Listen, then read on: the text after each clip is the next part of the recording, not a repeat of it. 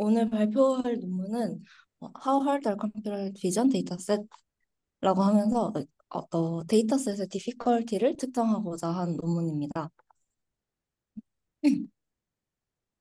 어, 근데 데이터셋의 difficulty를 왜 측정해야 하는가를 설명하는데 논문에서 저자들은 어, 모델이 일반화를 하는 데 있어서 어, 우리는 사람들이 일반화를 잘하는 모델을 학습시키고 싶은데 그거를 모델의 어떤 트레이닝 관점에서 접근하기도 하고 모델 아키텍처에서 접근할 수도 있고 그리고 또 그렇게 고안한 모델들을 잘 학습하기 위해서 필요한 데이터셋도 개발을 하고 있습니다. 예를 들면 도메인 제너럴라이제이션 쪽에서 많이 쓰는 이미지넷 콜옵션이라던가 이미지넷 V2 같은 경우에도 기존의 이미지넷보다 더 리얼월드에 잘 적응하도록 더 잘 학습하도록 고안된 데이터셋들인데요.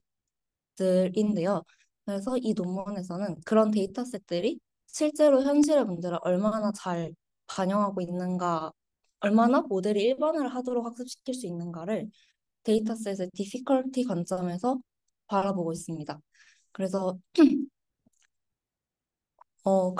그런 목표로 고안된 데이터셋들이 실제로 얼마나 어려운가를 사람이 인식하기에 얼마나 어려운가로 접근을 해서 그거를 수치화할 수 있는 어떤 매트릭을 이 논문에서 제안을 하고 있습니다.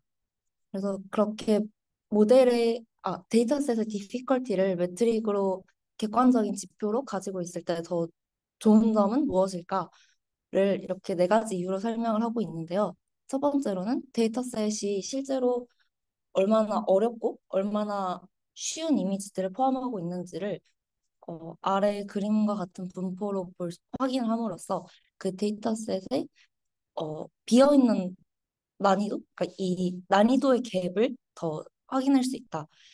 그리고 두 번째로는 어, 모델 모델이 이제 스케일업을 했을 때 이 어려운 데이터셋이 디피컬티와 함께 데이터셋 디피컬티에 대해서 모델 스케일링의 성능을 평가를 함으로써 그 얼마나 스케일업을 잘 할 수 있는 모델인가를 이야기할 수 있고요. 또 세 번째로는 어, 사람이 얼마나 어렵게 느끼는가의 관점으로 그 매트릭을 제안함으로써 생물학적인 새로운 매트릭을 제안을 한다라고 설명을 하고 있고 또 마지막으로는 데이터셋을 이제 디피컬티를 측정할 수 있게 되면 데이터셋 컬렉션 시점에서 이 데이터셋의 난이도를 어떻게 조절할 것인가 하는 그런 이점도 있다고 이야기를 하고 있습니다. 그리고 여기에 적어두진 않았지만 데이터셋의 어, 너무 쉬운 쪽으로만 치우쳐져 있다라는 결론에 이제 다 도달하게 되는데 음, 의료나 자율주행 같은 어떤 신뢰도를 필요로 하는 도메인에서는 어려운 데이터들을 포함하고 있는 데이터셋을 갖는 게 중요하다라고 하면서 이 데이터셋의 디피컬티를 측정하는 것이 왜 중요한 일인가를 또 한 번 더 강조를 하고 있습니다.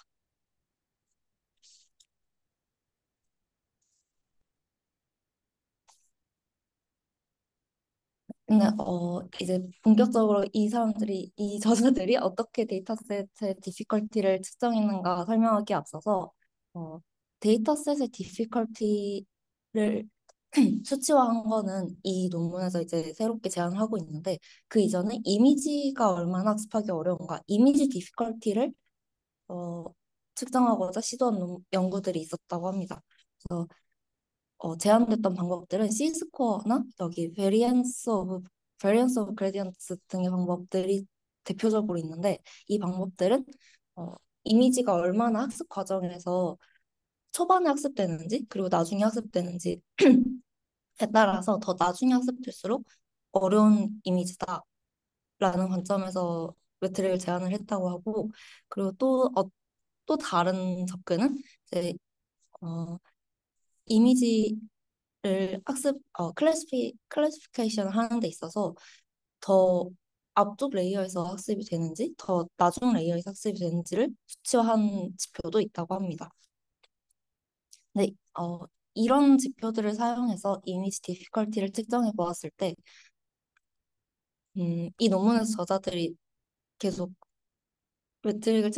difficulty 매트릭을 측정하는 데 사용한 데이터셋이 이미지넷과 오브젝트넷 데이터셋인데, 이 앞선 메서드들에서는 오브젝트넷이 이미지넷보다 더 많이 어렵다라고 측정이 된다고 합니다.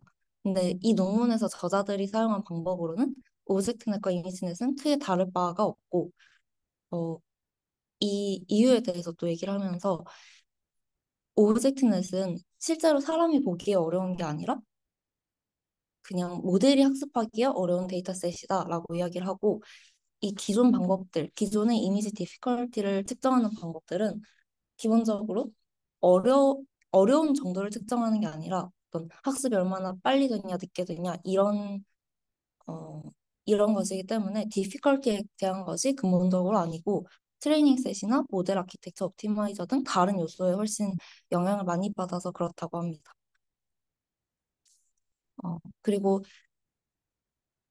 이 논문에서 이제 말- 앞서 어, 앞으로 말씀드리겠지만 사람이 데이터셋을 인지하는데 얼마나 어려운가를 디피컬티로 정의를 했다고 말씀드렸는데요. 이 논문에서는 사람이 그 이미지를 인지하는데 얼마나 오래 걸리는가, 그 뷰잉 타임의 관점에서 디피컬티를 정의하고 있습니다. 그래서 이 뷰잉 타임의 관점에서 어, 접근을 했던 기존의 웍들이 있다고 하고, 뷰잉 타임의 관점은 이제 이 논문에서 처음 한 거는 아니라고 합니다. 네, 그래서 어, 네, 앞서 말씀드렸지만 이미지 뷰잉 타임, 사람이 이미지를 인식하는데 최소한 어느 정도의 시간이 걸리는가의 관점에서 이 데이터셋 디피컬티를 측정하려고 하고 있는데요. 그래서 이분들이 이제 MVT라고 미니멈 뷰잉 타임이 얼마나 필요한가를 측정하고자 하는 실험을 진행합니다. 근데 이 실험은 사람을 대상으로 이 아마존 메카니컬 터크를 이용해서 진행을 하고, 그리고 밸리데이션을 위해서 이 논문 저자들이 랩에서 진행을 또 했다고 합니다. 그래서 어, 앞으로 이거를 실험이라고 말씀을 드리겠지만 보통 저희가 어떤 모델을 학습하는 실험이 아니라 인간 대상 실험이라는 점을 미리 말씀을 드리고, 음, 오버뷰를 살짝 해보면 이 이미지넷과 오브젝트넷의 디피컬티를 측정을 하는데, 이미지넷 이미지넷의 네, 이 두 데이터셋을 이용해서 측정을 하고, 그리고 이 가운데 있는 사진들은 인간 대상 실험이기 때문에 그 피실험자들이 화면에서 보게 되는 어, 모니터에서 보게 되는 화면들입니다. 그리고 마지막에 이렇게 클래스를 고르는 과정으로 구성이 되어 있습니다. 네, 그래서 앞서 말씀드렸던 세 가지 스텝 중에서 그 이미지 데이터셋부터 먼저 말씀을 좀 드리면, 이미지넷의 밸리데이션 셋에 있는 50개의 클래스에 대해서 각각 50개 이미지씩 해서 2,500장의 이미지와 이제 이 2,500장의 이미지로 이미지넷 디피컬티를 측정을 하게 됩니다. 그리고 마찬가지로 오브젝트넷 데이터셋에서도 테스트 셋에 50개의 클래스를 선정을 해서 이 이미지넷의 50개 클래스와 같도록 맞추고 각각 클래스마다 50개의 이미지를 또 랜덤 셀렉트를 하게 됩니다. 어, 그래서 이 두 데이터셋에서 2,500장의 이미지를 준비를 하고, 어, 이 50개 클래스들이 집안에서 쉽게 볼 수 있는 오브젝트로 구성이 되어 있기 때문에 사람들이 다들 익숙해서 그 클래스를 고르는데 어려움은 없도록 조절했다고 합니다. 그리고 어, 이 이미지를 보여주는 시간이 굉장히 짧기 때문에 사람들이 가운데 어, 그 주변 시야로 보게 되는 것을 막기 위해서 그 오브젝트를 센터 크롭해서 사용을 했다고 합니다.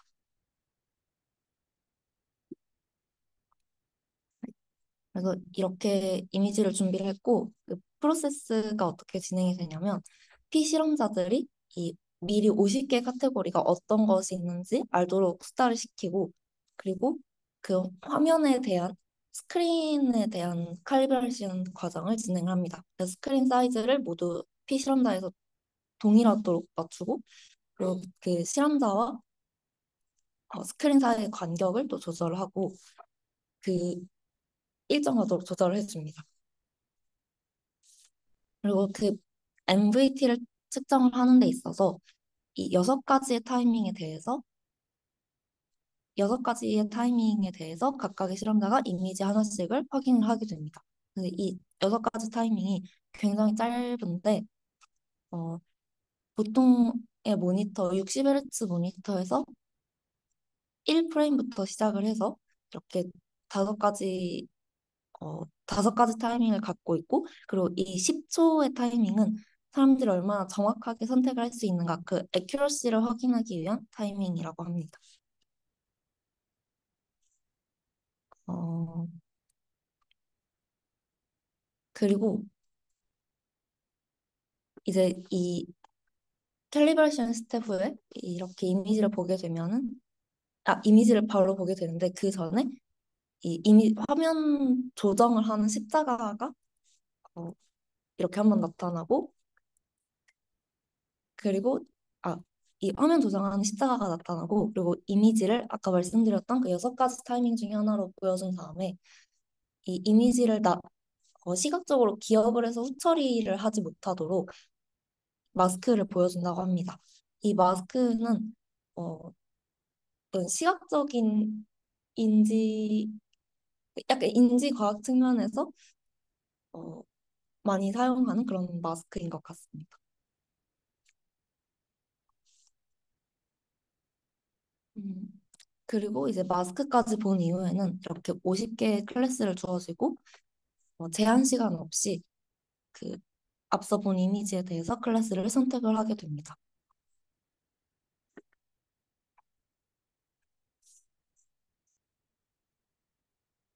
네, 그리고 이제 어, 이 실험을 진행하는데 여러 가지 제약 조건들이 있었는데요. 이미지를 한, 한 피실험자가 같은 이미지를 두 번을 볼 수 없도록 하고 각각의 실험자들이 이제 한 클래스에 하나의 이미지씩을 보게 됩니다. 그래서 각각 피실험자는 50개의 이미지를 보게 되고 그리고 이 피실험자의 관점에서는 50개의 이미지를 보게 되지만 각각의 이미지 관점에서도 같은 피실험자에게 각각의 이미지가 노출되도록 조절했다고 합니다. 그렇게 했을 때 이 2,647명의 피실험자들에게 시간당 10달러를 주고 실험을 했다고 하고 이렇게 실험을 진행을 해서 21만 번의 트라이얼을 얻었다고 합니다. 여기서 하나의 트라이얼은 한 실험자가 하나의 이미지에 대해서 그 클래스를 맞추는 과정을 의미하고 있습니다. 어, 그런데 이 앞에서 5천 개의 이미지를 준비를 했다고 했는데 저자들이 이 나중에 이미지가 잘못 어노테이션이 되었던가 아니면 그 크롭이 잘못돼서 오브젝트가 중앙에 있지 않았다던가 아니면 어떤 시스템상의 오류로 한 명의 피실험자가 같은 이미지를 두 번 본 경우들을 다 제외를 했을 때 최종적으로 20만 번의 트라이얼 4,771개의 이미지에 대해서 약 20만 개의 트라이얼을 실험을 했다고 합니다. 네. 결과는 이제 나중에 말씀을 드리겠지만 그 전에 이 메인 실험을 어, 지금까지 말씀드린 내용이 메인 실험이었고 이 메인 실험이 얼마나 잘 진행되었는가를 저자들이 인랩 밸리데이션을 통해서 또 확인을 했다고 하는데요. 그 앞선 프로시저를 똑같이 진행을 하되 어, 144Hz 게이밍 모니터를 사용을 하고 그리고 이 모니터 화면을 200프레임 퍼 세컨드로 촬영을 함으로써 그 실제로 얼마나 17ms/s부터 그 여섯 가지 타이밍이 정확하게 정확한 그 지속 시간으로 보여졌는지를 확인을 하고 그리고 피실험자분이 달라졌을 때 또 정확하게 얼라인된 결과가 나오는지를 확인을 해보았다고 합니다. 그래서 여기에서는 각각의 피실험자들에게 200개 이미지씩을 보여줬다고 하고, 그러니까 훨씬 더 어, 좀 더 숙달된 실험자들에게 실험을 하고, 그리고 그 실험자들을 집중해서 선택을 하도록 감독을 해서 이제 그 앞선 메인 실험을 실제로 얼마나 실험자들이 집중해서 했는지를 또 밸리데이션 할 수 있게 어, 진행을 했다고 합니다. 네. 어, 이런 건 그냥 디테일인데 여기서는 각각의 피실험자들에게 20달러씩 지불을 했다고 하고 12명의 피실험자들에게 실험을 진행을 했습니다. 뭐, 뒤에서 더 자세히 결과를 보여드리겠지만 전반적으로 이 실험 결과가 온라인 되어 있다. 그래서 이 메인 실험인 메카니컬 터크를 이용한 실험이 잘 진행되었다라고 합니다. 네, 여기서 실험 부분부터는 수영 오빠가 진행을 해줄 텐데요. 화면 공유를 중지할까요? 아, 네. 화면 공유 중지하시면 제가. 네.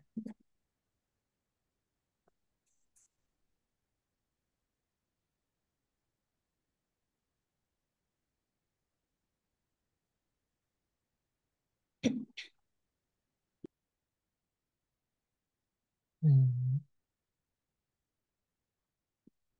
혹시 잘 보이고 잘 들리시나요? 네, 네. 네, 저 한 가지 질문 있는데요. 제가 질문을 안 받았. 혹시 메소드 실험 내용 관련해서 질문 있으셨나요? 네. 아, 실험 내용은 아니고, 그, 논문이 하는 걸 제가 잘 이해를 못했나 해서, 이게 데이터셋의 어려움을 사람 관점에서 측정하는 게 목적인가요? 모델 관점이 아니라. 네, 맞아요. 맞습니다. 그래서 사람 대상으로만 실험을 진행한 게 논문의 메인 내용입니다. 아, 아, 나도 질문이 있는데, 그럼 이게 임의의 데이터셋이 있으면은, 그거를 자동적으로, 사람, 그 인터랙션 없이 사람이 대충 어떻게 어렵게 느끼는지를 알 수 있는 건가? 아니면 여기도 데이터셋마다 이렇게 사람이 필요한 건가? 아, 후자가 맞고요. 그래서 이 방법을 고안을 해서 이 방법의 실효성을 검증한 게 논문의 메인 내용이라고 보시면 될 것 같습니다. 약간 HCI 같은 논문 같은, 네. 어, 아, 네. 근데 그러면 모델이 어려워하는 게 아니라 사람이 어려워하는 거를 좀 더 보려고 하는 이유가 좀 와닿지가 않는데, 그 이유가 어떻게 설명되어 있는지 그런 게 있나요? 어, 일단 기본적으로는 어떤 우리가 모델을 학습시키고 싶은 게 사람의 비전과 가깝게 학습시키고 싶다. 사람의 그 시각적인 능력과 비슷하게 학습시키고 싶다라는 전제가 있는 것 같고, 그래서 논문에서 이제 저자들이 계속 이 어렵다라는 것이 실제로 모델이 학습하기 어려운 게 아니라 그 앞선 프리리미너리에서도 아, 네. 준호가 채팅으로도 대답을 해줬는데 아무튼 프리리미너리에서도 그 어려움이라는 것을 저자들은 계속 사람이 어려워하는 것이라고 정의를 해서 그 어, 그걸 진행하고 있는 것 같습니다. 준호가 채팅으로 답변을 해준 내용은 아마 네, 실험 결과에서 다시 설명해 줄 것 같아서 네, 일단 지나가도 될 것 같습니다.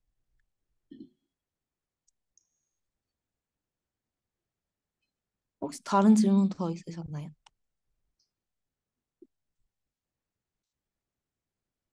네. 그럼 질문 추가로 없으면은 이어서 시험 부분 진행할게요. 네. 그래서 여기서 저자가 제시한 미니멈 뷰잉 타임을 활용해가지고 그 이미지를 분류했을 때 샘플 결과인데 이제 제일 낮은 단위가 17ms로 그 60프레임 모니터로 봤을 때 이제 1프레임에 해당하는 결과이고 이제 50, 100, 150, 250 그리고 10초를 결과로 이렇게 분류를 했고요. 그래서 여기서 샘플된 이미지 결과를 보면 이제 좀 각각의 클래스의 대표적인 이미지들이 좀 쉬운 이미지로서 왼쪽에 오게 되고, 그리고 오른쪽으로 갈수록 조금씩 복잡한 형상이 추가되거나 아니면 뭐 다른 주변부와 구분이 잘 안 된다거나 하는, 좀 더 복잡해서 사람이 인지하기에 어려운 그런 이미지가 샘플되어 나오는 것을 확인할 수 있습니다.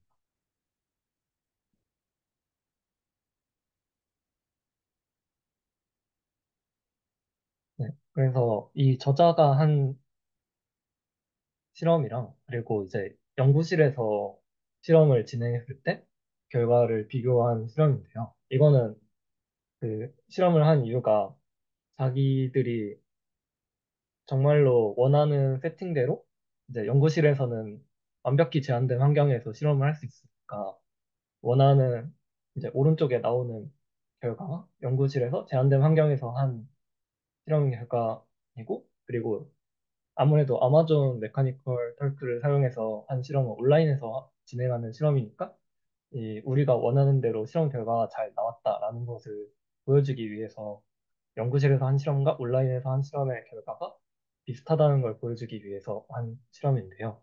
이제 온라인에서는 5,000장의 이미지를 가지고 실험을 했고, 이제 연구실에서는 200장의 이미지에 대해서 실험을 했는데, 그 각, 어, 각 뷰잉 타임에 대해서 어큐러시 경향성은 비슷하게 나왔는데, 그 여기서 10초인 경우에 연구실 환경에서는 거의 어큐러시가 1 가까이 나오는 반면, 그 온라인 환경에서는 0.9 정도로 살짝 낮게 나오는데, 이것의 원인은 이제 아무래도 연구실 환경에서는 훨씬 더 제한된 환경이고, 그리고 아무래도 실험자들이 더욱 집중하기 때문에 이런 결과가 나왔다고 저자는 설명하고 있고요.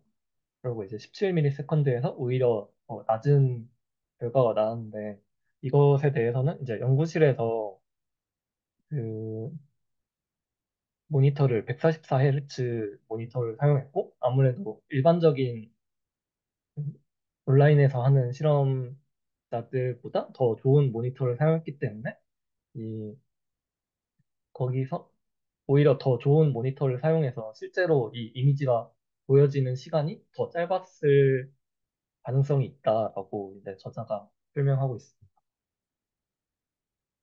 그래서 이 정도 차이를 제외하면 이제 온라인에서의 실험 결과 그리고 연구실에서의 실험 결과가 그 어느 정도 잘 온라인 됐다라고 저자는 얘기하고 있고요.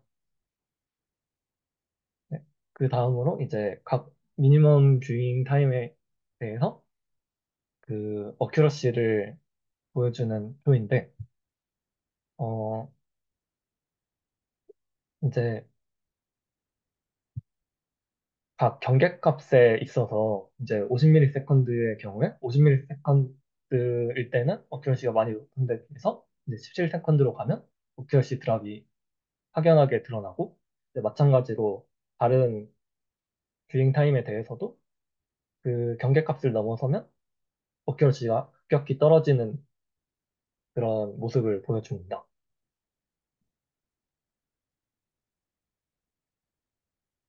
네. 그 다음으로 이제 모델의 어큐러시와 그리고 이제 휴먼의 어큐러시를 비교한 표인데, 여기서 이 빨간색이 이제 휴먼의 어큐러시고, 이제 어, 네. 그리고 이 초록색 라인이 모델의 네, 빨간색 라인이 휴먼의 어큐러시고, 그리고 아니, 초록색 라인이 이제 모델의 어큐러시인데, 여기서 보면은 휴먼의 어큐러시는 그렇게 어, 이제 뷰잉 타임이 늘어날 뿐 그렇게 많이 떨어지지 않는데, 이제 모델의 어큐러시 같은 경우에 물론 이제 모델은 뷰잉 타임이 따로 없고 대신 이제 여기서 분류한 대로의 이미지를 이제 어큐러시를 측정했을 때 더 뷰잉 타임이 길어지는 이미지로 갈수록 어큐러시가 낮아지는 그런 현상을 확인할 수 있었습니다. 그리고 이게 어, 어펜딕스에 있는 실험까지 포함하면 총 50가지 모델에 대해서 실험을 했는데 대표적으로 그냥 두 개만 가지고 왔고요. 그리고 경향성은 이제 모두 비슷하다고 이렇게 얘기를 합니다.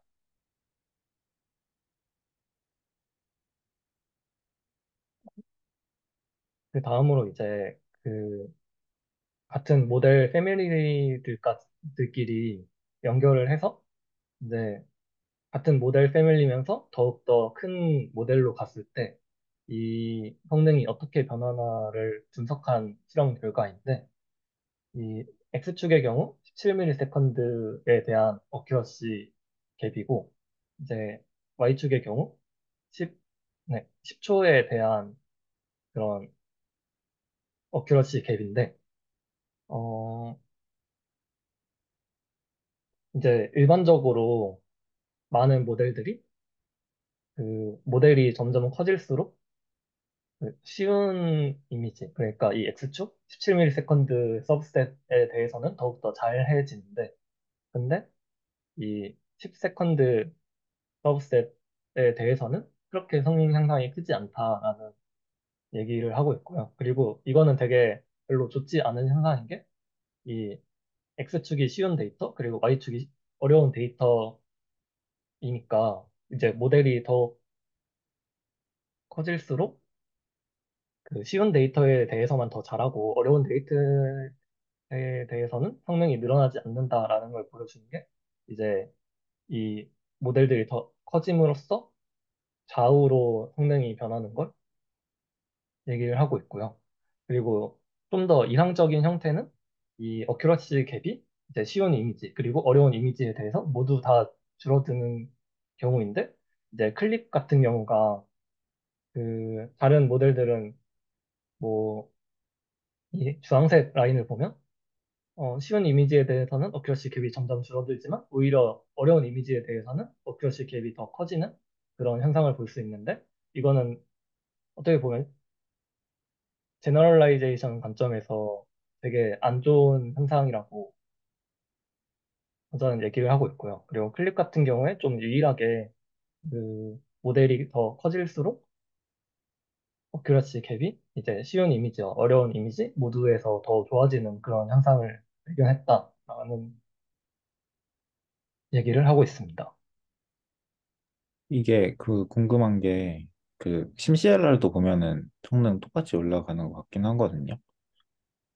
아, 어느 정도는 그게 유지되는 것 같은데 그게 네. 그 전에 포스터 볼 때도 느꼈던 건데 그러니까 어떻게 그러니까 아예 결과가 정반대가 되는 애들도 보면은 그러니까 뭐 SWSL 레지던트 50 같은 경우에는 그 오히려 쉬운 걸 잘 못 맞추고 어려운 걸 잘 맞추는 경향도 성도 보이고 그래서 일단 아까 하고 싶었던 얘기는 심시에라르이랑 클립은 결국에는 SSL 메소돌로지잖아요.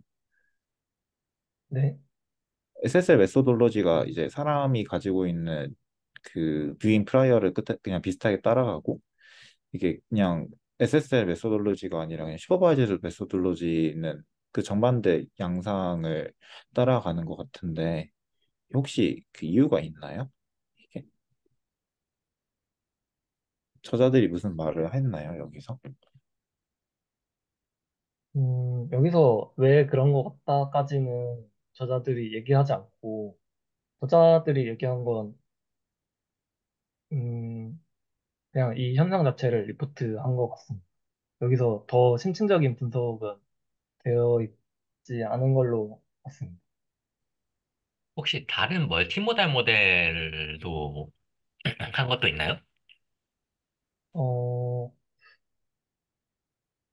이게 뭐, 이제 멀티모달이 이제 언어의 플라이어를 가져오다 보니까 커질수록 이제 어려운 것들도 더 잘할 것 같은데, 다른 뭐, 이게 클릭도 멀티모달이라서 이렇게 잘한 것 같은 느낌이 들거든요. 그래서 혹시 뭐, 다른 멀티모달 모델도 이제 실험을 했나 좀 궁금합니다. 저도 약간 클립이 잘 되니까 뭐 다른 또 클립하고 비슷한 그런 멀티모달 모델들에 대해서 궁금하긴 한데, 일단 논문에서 제시된 실험은 이게 전부입니다. 그리고 혹시 그 어려운 서브셋의 어떤 이미지인지 쉬운 애들은 어떤 예시가 있고 어려운 이미지는 어떤 예시가 있는지 좀 눈으로 보이는 게 있나요? 그게 아까 처음에 나왔었는데, 약간 요게 왼쪽이 이제 좀 쉬운 이미지고, 그리고 오른쪽이 어려운 이미지입니다.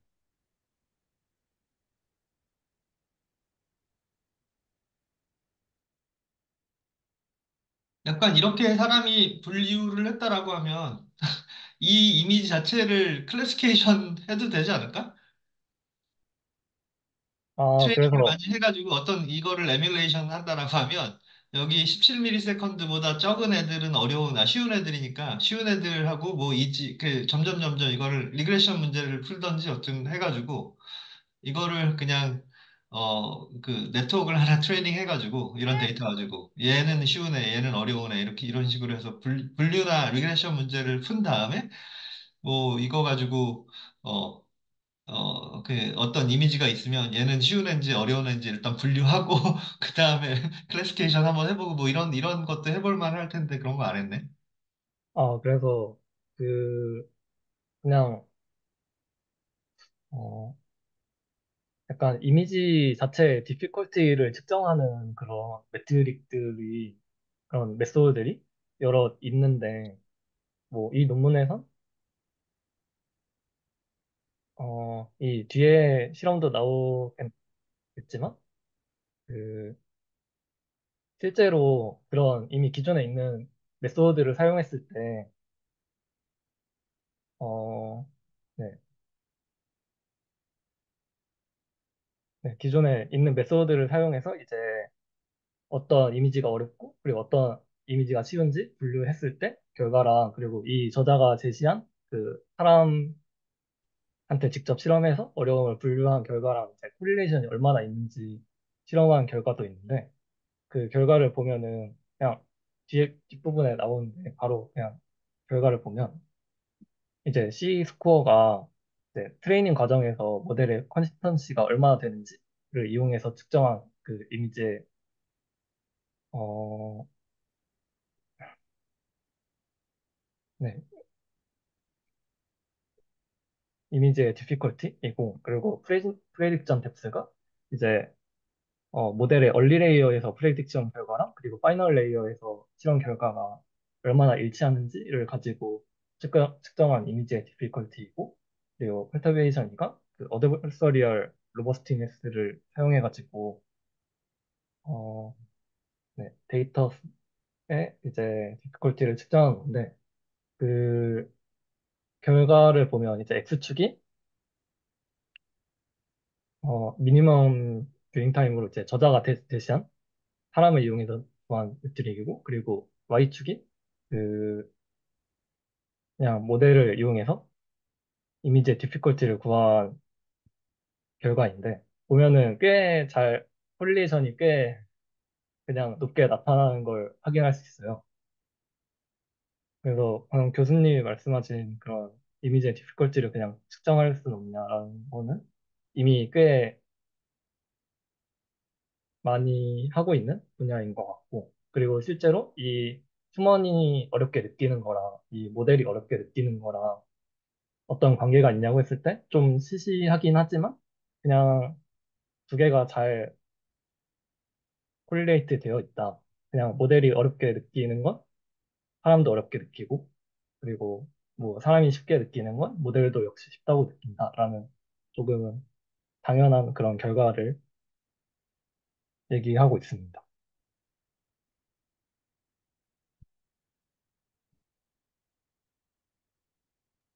근데 이거 약간 라벨이 너무 확정적이라서 진짜 그런 것 같은데, 아까 클릭이 잘 되는 것도 그렇고, 그냥 그 이미지를 그 랭귀지 모델에 넣었을 때 얘가 내놓는 문장이 길면 길수록 좀 어려운 그런 거일 것 같은데, 그렇게 하면 좀 자동화할 수 있지 않을까요? 약간 그런 생각이 드네요. 이거 실험 어떤 세팅에서 한 건가요? 그 모델 어떻게 학습시킨 건가요?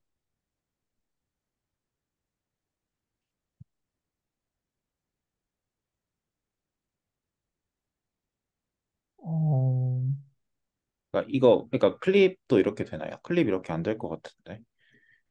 그, 왜냐면 표 보면 아까 보여주셨던 그림에서는 사실 그 클립이 쉬운 거나 어려운 거나 크게 구분을 안 하는 것처럼 보였잖아요. 아, 네. 이 실험 자체는 내지는 오집에 대해서 그렇죠. 했습니다. 그러니까 이게 에, 그 그러니까 이게 저렇게 되는 이유가 아까 상유 형이 얘기했던 것처럼 좀 어려운 이미지일수록 아웃 오브 디스트리뷰션처럼 보여서 클래스 와이즈로 오버피팅을 시켰을 때 좀 쉬운 그러니까 쉽다고 할 수 있는 게 좀 인디스트리뷰션에 가깝고 어렵다고 하는 게 아웃 오브 디스트리뷰션에 가까워서 그렇게 현상이 된 것 같고 그리고 그 SSL로 학습을 시키면 결국 오버피팅을 못 시키니까 클래시파이어 단에서 그래서 그런 것 같은데 그 그냥 개인적으로 클립 왜 쉬운 거랑 어려운 거 구분 안 하고 클립은 잘한다 생각하시나요? 그냥 그게 되게 궁금했어가지고.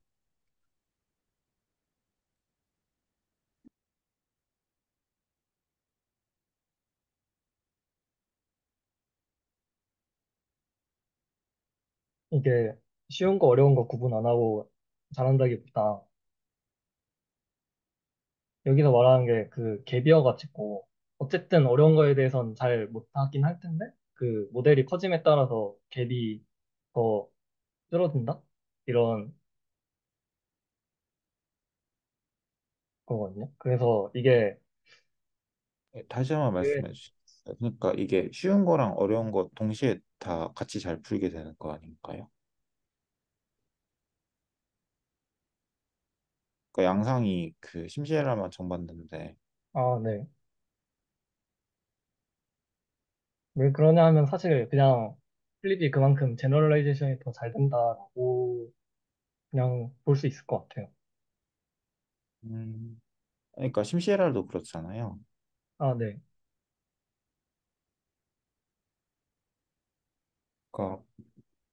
그러니까 그 오버피팅을 시키면 저렇게 피팅을 시키면은 사람이랑 비슷하게 학습이 되는 건가요?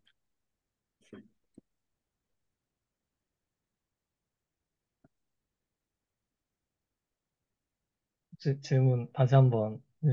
아, 그러니까 그 클립이나 심시에라는 그 클래스파이어만 보통 전 잘 모르긴 하는데 보통 이렇게 이런 식으로 이미지넷 할 거면은 인코더 프리즈 시키고 클래스파이어만 학습시키잖아요. 아, 그렇게 트랜스퍼 러닝을 아마 할 텐데 그러니까 심시에라랑 그 클립 같은 경우에는 트랜스퍼 러닝을 하게 아마 학습시킨 거일 것 같고 나머지는 그냥 단순히 그 그레디언트 다 태워가지고 한 것 같은데 이때 그 클래시파이어만 하게 되면 오버 파라미터라이즈드가 안 되니까 어크레스를 100을 찍을 수가 없고 결과적으로 오버피팅이 안 나는데 그러니까 좀 고전적인 그런 제너럴라이제이션 피노미넌이 여기서 일어나는 게 아닌가라는 생각이 좀 들어서요. 그러니까 그 어크레시가 높아질수록 제너럴라이제이션이 안 되고 이런 피노미넌이 그래서 일어난 게 아닌가? 그래서 이런 거 할 때도 오피팅 안 시키면 저렇게 안 되지 않을까라는 생각이 좀 들어서 여쭤봤습니다. 일리가 있는 말인 것 같아요. 말씀하신 대로 이 어려운 데이터를 좀 아웃 오브 디스트리뷰션으로 볼 수 있을 것 같고 그런 관점에서 이제 좀 더 뭐 원인은 모르지만 어쨌든 제너럴라이제이션이 더 잘 되도록 좀 모델을 만들면 그러면은 아무래도 더 잘 되지 않을까라고 생각합니다.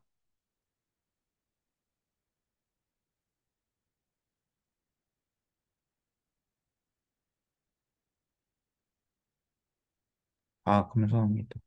아, 네. 아, 네. 실험 부분은 여기가 끝이고 이제 그 결론으로 되게 음, 큰 컨트리뷰션 중에 하나라고 생각하는 건 그 기존에 이미 네, 맨 처음에 나왔던 부분인데 그 기존에 이미넷이랑 오브젝트넷을 그 구분을 해봤을 때 그 하드 이그젠플 부분이 많이 적다라는 점을 이 논문에서 얘기를 하고 그래서 이 데이터셋을 만들 때 이 미니멈 뷰잉 타임을 고려했으면 좋겠다라는 그런 얘기를 하고요. 그래서 이제 이 저자가 쓴 방법은 툴킷으로 제공돼가지고 데이터셋을 만들 때 한 몇백 달러 정도?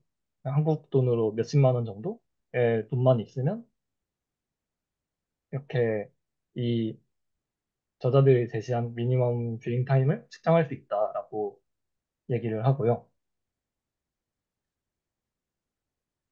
음, 그리고 맨 마지막으로 보여드렸던 결국에 이 모델의 모델을 이용해서 디피컬티를 측정하는 것과 그리고 미니멈 뷰잉 타임을 비교해 봤을 때 잘 콜레이트 되어 있다. 그래서 사실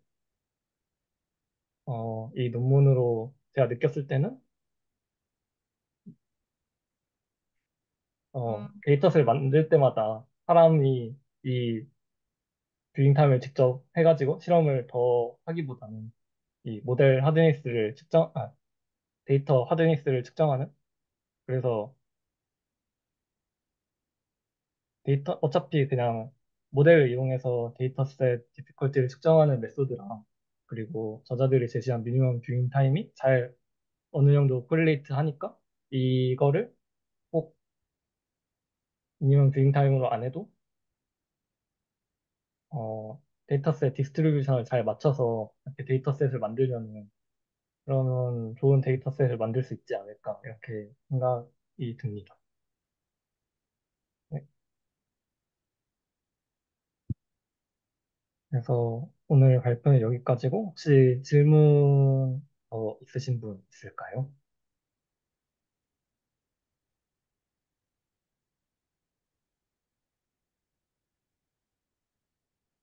그냥 코멘트만 하면 이거 액티브 러닝 같은 데서 이미 많이, 그러니까 꼭 이 메서드로지 말고 그 어려운 데이터셋 찾아내는 거는 액티브 러닝 같은 데서 많이 하고 있는 거거든. 그래서 아까 얘기한 아, 대로 네. 시간에 따라서 얼마나 많이 바뀌냐, 뭐 체인지가 얼마나 많이 되냐, 프리딕션이 그런 거 많이 되면은 어려운 샘플로 잡고 그다음에 또 뭐 아무튼 그 플럭추에이션이 얼마나 심하냐 뭐 이런 거 많이 가지고 액티브 러닝에서 하는 방법들이라서 그냥 이 방법도 아까 그 뭐냐 그 데이터셋 나눈 게 있으면 그 이미지넷 모든 데이터셋을 그런 식으로 나눴다라고 하면은 어려운 그 레벨을 그냥 그거 사람이 한 거 가지고 트레이닝 한 다음에 뭐 액티브 러닝에서 쓸 수 있을지 모르겠는데 아무튼 뭐 그런 것 좀 생각해 볼 수는 있는데 내 생각에 나는 그냥 이 논문이 그냥 사실은 별로 안 내가 좋아하는 논문 스타일은 아니라서